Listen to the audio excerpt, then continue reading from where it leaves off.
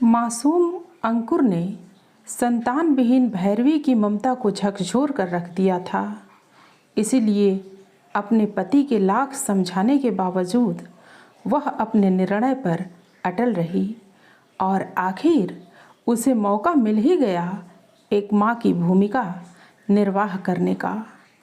पर एक दिन, नमस्कार मित्रों, आज आपके लिए सुधीर ओखदे की लिखी कहानी लेकर उपस्थित हैं।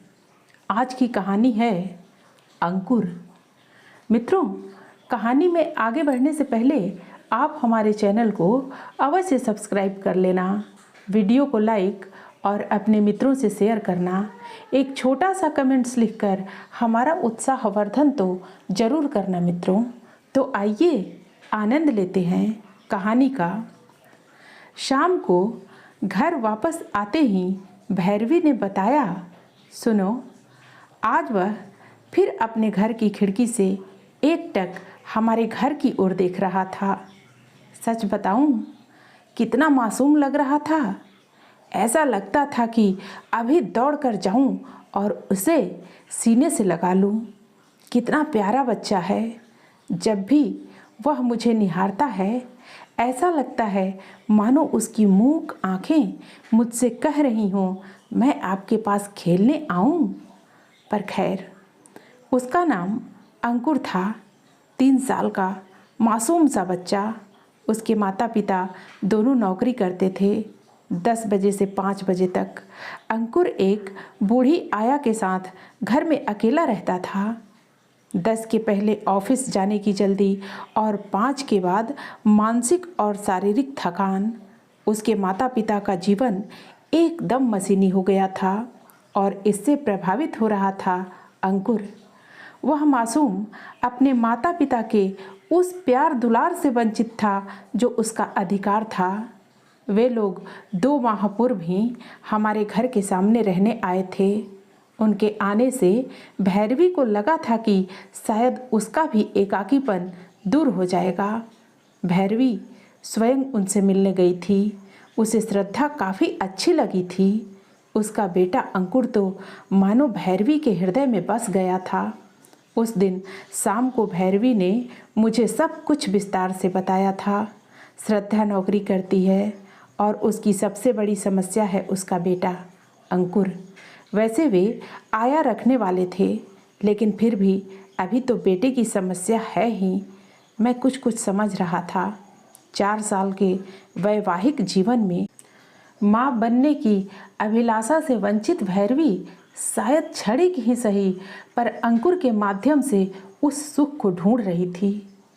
मैंने उससे कहा था, देखो, किसी भी प्रकार का निर्णय सोच समझ कर लेने में उसके अनिष्ट की संभावना कम रहती है। उस परिवार को अभी हम ठीक से जानते भी नहीं हैं। फिर किसी भी बच्चे की जिम्मेदारी लेना कोई आसान काम नहीं है। उस बच्चे के प्रति तुम्हारा स्नेह समझ में आता है, लेकिन उसकी जिम्मेदारी को उठाना तुम्हारी खुद की स्वतंत्रता पर भारी गुजरेगा। कुछ दिन तो तुम्हें अच्छा लगेगा, लेकिन बाद में यही प्यारा बच्चा तुम्हें बोझ लगने लगेगा। आज जो तुम यह सब उस बच्चे के प्रति प्यार और उस परिवार के प्रति उत्पन्न हुई सहानुभूति से करना चाहती हो, कल वह परिवार उसे अपना अधिकार समझ सकता है। तुम्हारी 100 अच्छाइयाँ केवल एक छोटी सी गलती के कारण दोनों परिवारों के मध्य दरार पैदा कर सकती है। अतः मेरा फिर कहना है कि भावना को बुद्धि पर हावी मत होने दो। लेकिन मेरे इन सारे उपदेशों का भैरवी पर कोई असर न हुआ। अंकुर को लेकर जो वाक युद्ध उस दिन हम दोनों के बीच छिड़ा था, उसकी स्मृति तो अब भी ताजा है। कैसे कैसे तर्क दिए थे भैरवी ने उस दिन। मैंने उससे कहा था, क्या तुम्हें लगता है कि मैं बच्चों के बिना खुश हूँ? नहीं, मुझे भी अपने घर आने वाले नन्हे मेहमान की प्रतीक्षा है। कितने मधुर सपने सजोए हैं मैंने उसके लिए, लेकिन हर बात का एक वक्त होता है। शायद वह समय अभी हमसे दूर है, लेकिन मेरा विश्वास है कि वह वक्त जरूर आएगा जब हम दोनों एक नन्हे सपने में खो जाएंगे। देखो, मुझे भी अंकुर बहुत अच्छा लगता है, लेकिन यदि हम बड़ों के आत्मसम्मान, अधिकार और उत्तरदायित्व के बीच कभी जंग छिड़ी तो घायल तो वह मासूम ही होगा ना। भैरवी ने कहा था, देखो तुम पुरुष हो, दिन भर घर के बाहर रहते हो, मैं घर में बिल्कुल अकेली हूँ। मैं स्त्री हूँ, मुझे भी लगता है कि कोई नन्हा मेरी गोद में खेले। मेरे अंदर का वात्सल्य मुझे कुरेदता रहता है। मैं मानती हूँ कि हर बात का एक वक्त होता है और विश्वास है कि वह समय हम दोनों के जीवन में कभी तो अवश्य आएगा।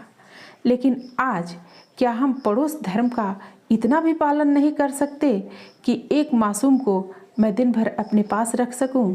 मुझे नौकरी करनी नहीं है, गृहिणी होकर ही मैं सुखी हूँ। फिर अंकुर से मुझे जो स्नेह मिलता है उसे तुम महसूस नहीं कर सकते। जहाँ तक श्रद्धा का प्रश्न है, उसे देखकर तो मुझे लगता है जैसे मेरी छोटी बहन ही पड़ोस में रहने आ गई हो। कितनी आत्मीयता से मिलती है, हमेशा दीदी दीदी करती रहती है। देखो मैंने आज तक तुमसे कोई मांग नहीं की, लेकिन अंकुर को कृपया मुझसे अलग मत करो।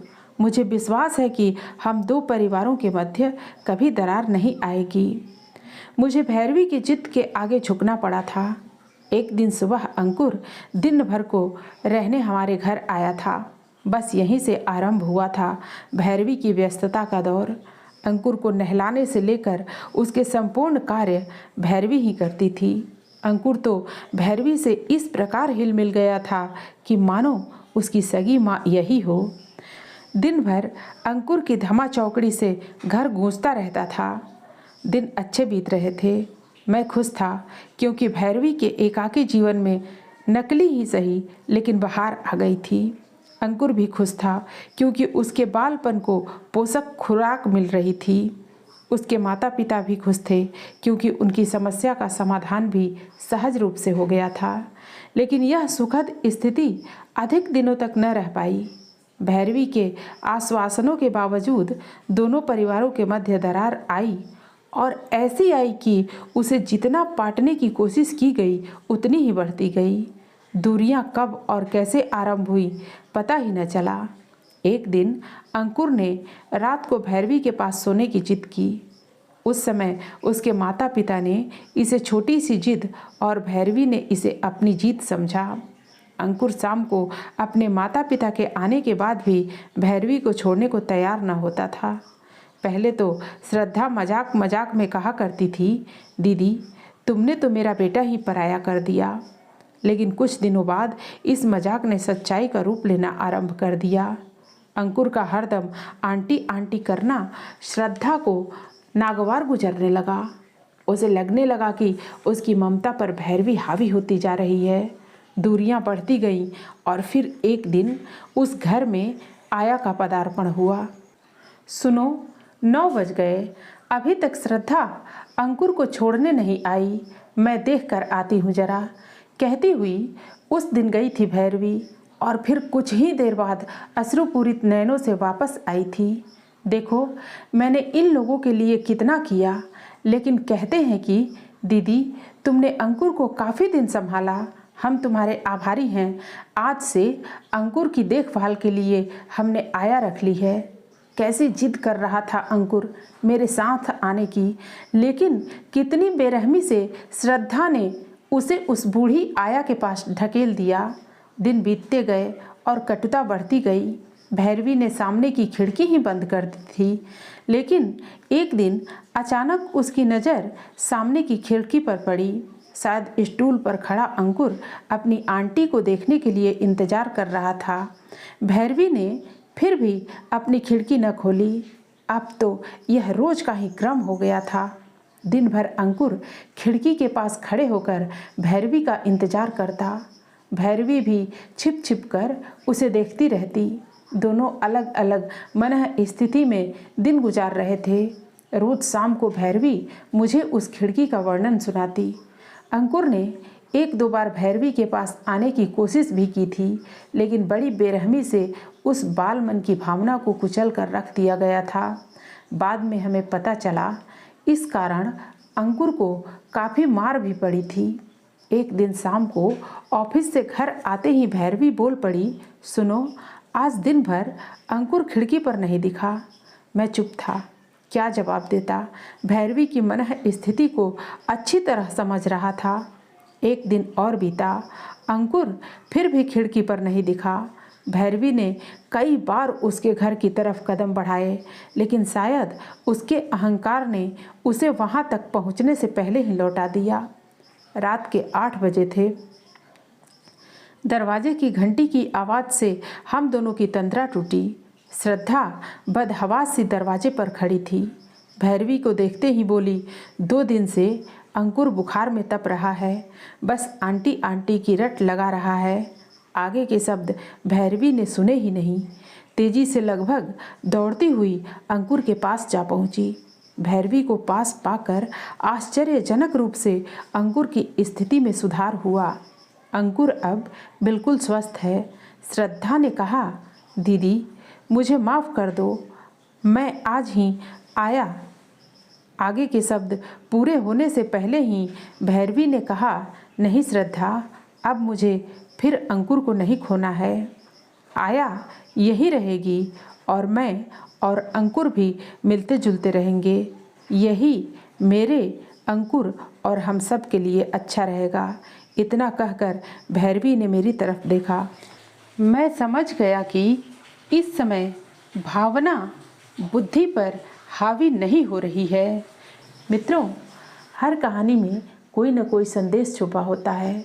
कहानी लोगों का मनोरंजन करने के साथ साथ जिंदगी की ज़रूरी सीख भी देती है। फिर मिलते हैं अगली प्रस्तुति में नई कहानी के साथ। धन्यवाद।